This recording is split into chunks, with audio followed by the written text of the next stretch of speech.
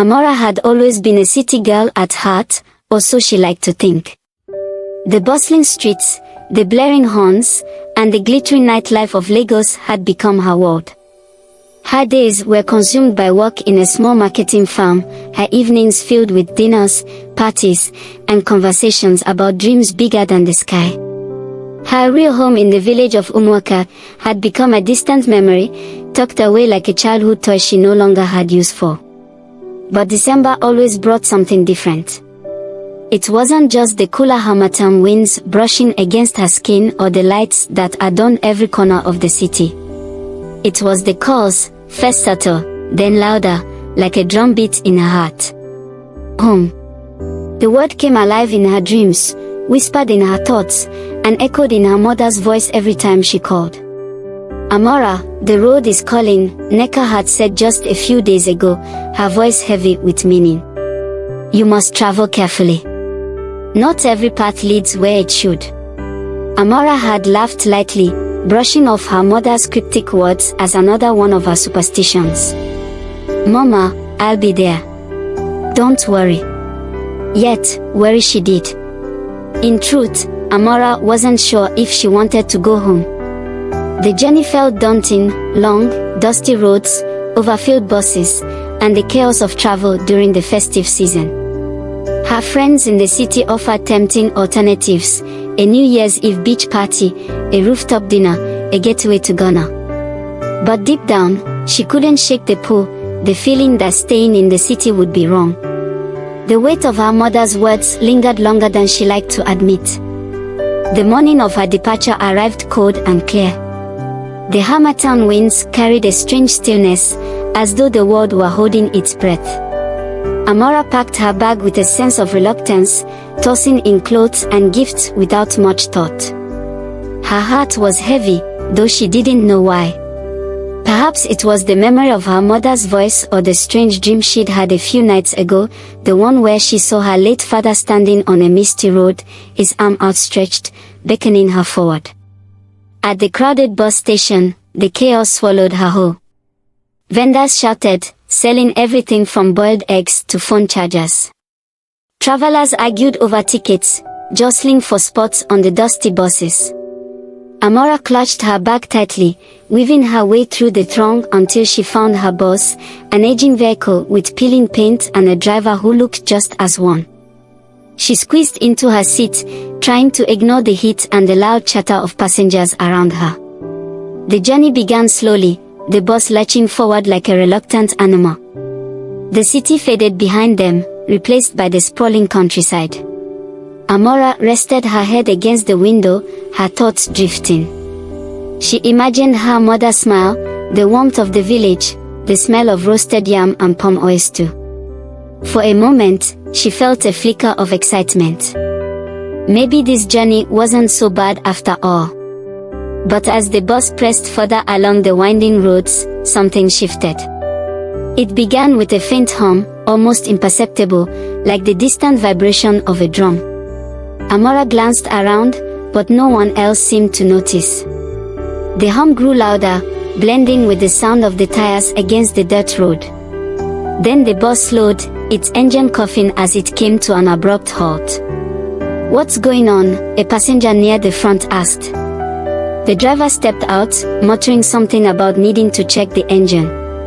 Passengers grumbled but stayed in their seats, too tired or indifferent to question the delay. Amara, however, felt restless. The hum she had heard earlier was still there, vibrating through her chest like an unspoken command. She looked out the window and saw a narrow path veering off from the main road, lined with trees that swayed gently in the wind. Without thinking, she climbed down from the bus. She told herself it was just to stretch her legs, but her feet carried her toward the path almost instinctively. The air was cooler here, and the faint scent of wildflowers mixed with something else, something ancient, almost metallic.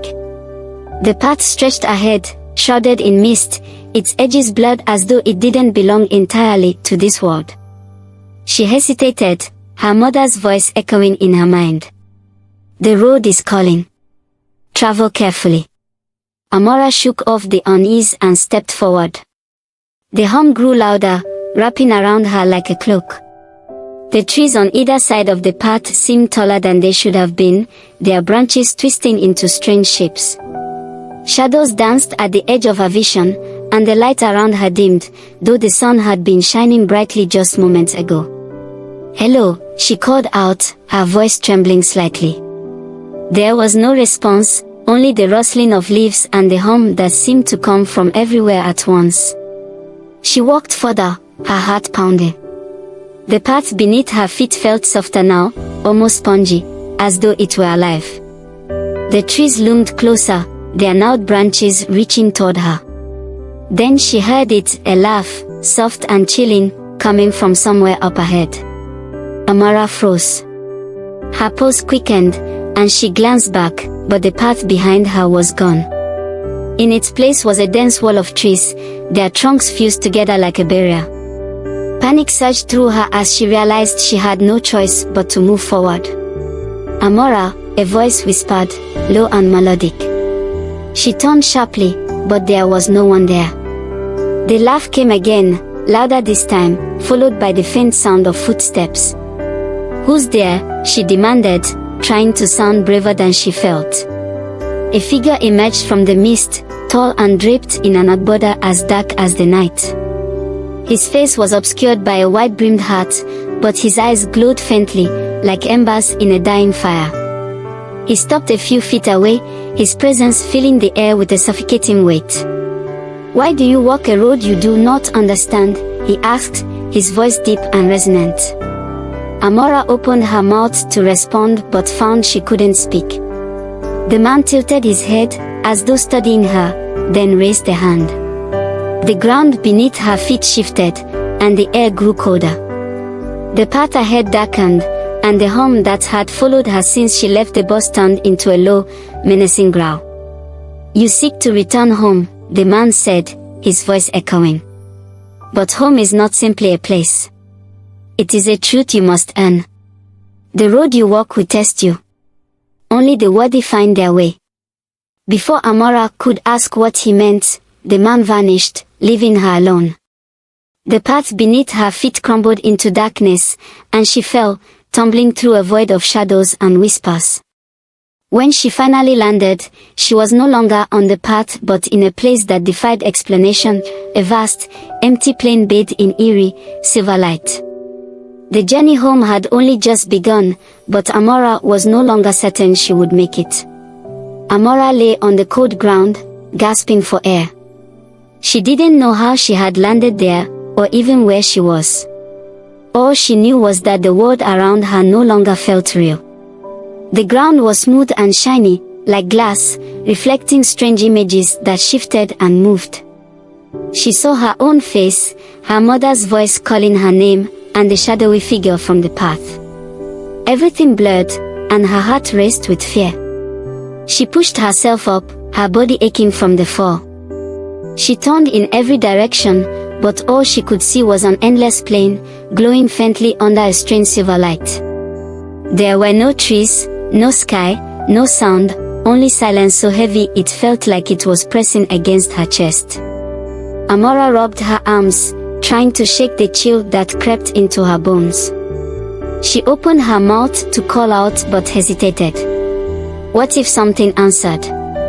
But before she could decide, she heard it, a soft voice calling her name. "Amara." The voice was familiar. It was her own voice. She spun around, her heart pounding, but there was no one there. The ground beneath her feet started to ripple, like water disturbed by an unseen force. Then came the shadows. They started small, curling at the edges of the plain, like smoke creeping into a room. Slowly, they grew larger, darker, until they stretched and twisted into strange shapes.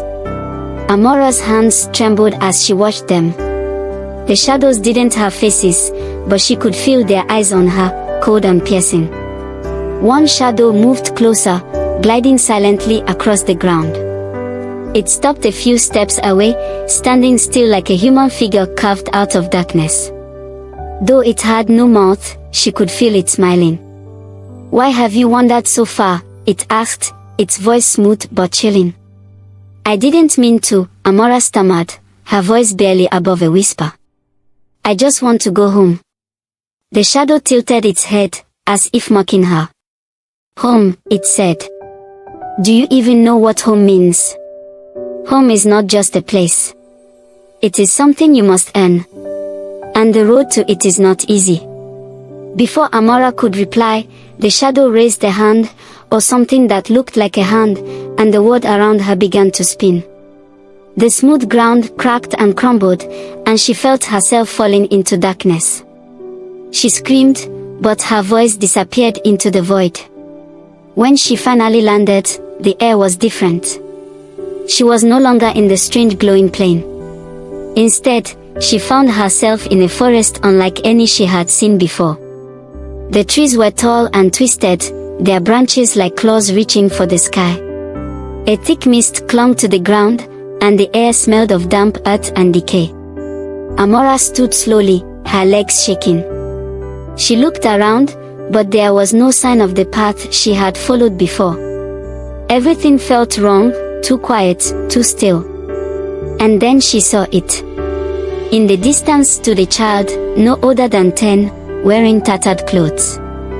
The child's face was pale and blank, their eyes wide and unblinking. Hello. Amara called out, her voice trembling. The child didn't move. Amara took a cautious step forward. Who are you? What is this place? The child tilted their head, their gaze never leaving hers.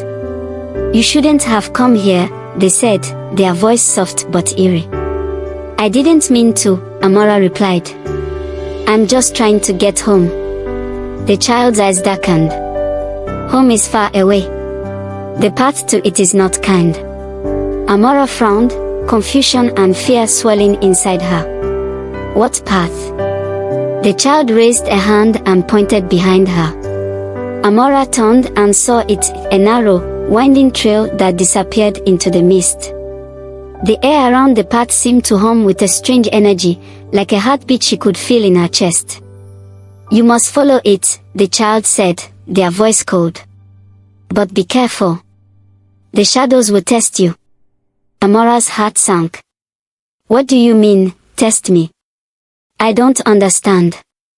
The child said nothing more. When she turned back to look at them, they were gone, vanished into the mist. She was alone again. Amara took a deep breath and stepped onto the path. As soon as her foot touched the trail, the forest came alive.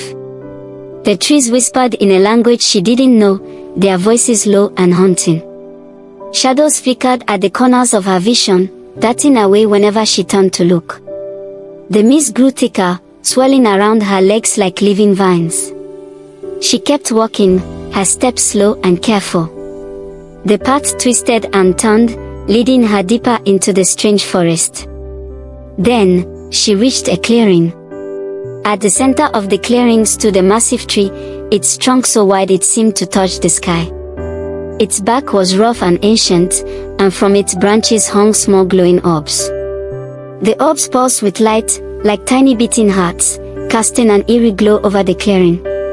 Amara stepped closer, her eyes fixed on the orbs. They were beautiful, but there was something unsettling about them. As she reached out to touch one, a deep voice boomed through the clearing. Do not touch what you cannot bear to carry. Amara froze, her hand hovering in midair. The voice came from the tree itself. Its bark twisted and shifted, forming a face that stared down at her with hollow eyes. What are they? She asked, her voice barely audible. They are burdens, the tree replied. Memories, choices, regrets. You must take one, for the road demands a price. Amara's breath caught in her throat. I don't want to, she said. I just want to go home. The tree's voice grew softer, almost sad. Home is not free, child. Take one, and carry it with you. Only then can you move forward. Amara hesitated, her heart pounding. The orbs glowed brighter, their light almost blinding. She reached out again, her fingers trembling, and touched one. The moment she did, a surge of emotion washed over her. Grief, anger, guilt, they came crashing down like a wave, filling her chest with a weight she couldn't bear. She saw flashes of her mother's tired face, the nights she had stayed away too long, the words she had left unsaid. The pain was overwhelming, and she wanted to let go, but something inside her held firm. She clenched her fist, holding onto the orb tightly. The images and emotions began to fade, leaving behind a strange calm. She looked up at the tree, her breathing heavy but steady. "I'll carry it," she said, her voice stronger now. The tree's face shifted, and the branches seemed to bow slightly. "Then you may pass." As Amara stepped away from the tree, the path ahead became clearer, the mist lifting slightly. But she knew this was only the beginning. The shadows still whispered, and the road stretched endlessly before her. Each step felt heavier, but she couldn't stop now. She had made a promise, to her mother, to herself, to the ancestors who watched from the unseen. She would find her way home, no matter what it took. And so, Amara walked on, her heart heavy but determined, the echoes of the shadows trailing close behind.